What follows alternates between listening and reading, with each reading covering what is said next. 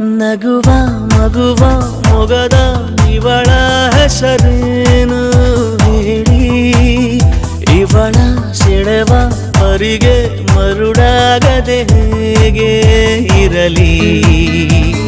ನಿನ್ನ ಮೇಲೆ ಒಂದೇ ಒಂದು ಆಪಾದನೆ, ದೋಚಿಕೊಂಡೆ ಯಾಕೆ ಹೇಳು ನೀ ನನ್ನನೇ. ನೋಡಬೇಡ ಹೀಗೆ ನನ್ನ ನೀ ಸುಮ್ಮನೆ.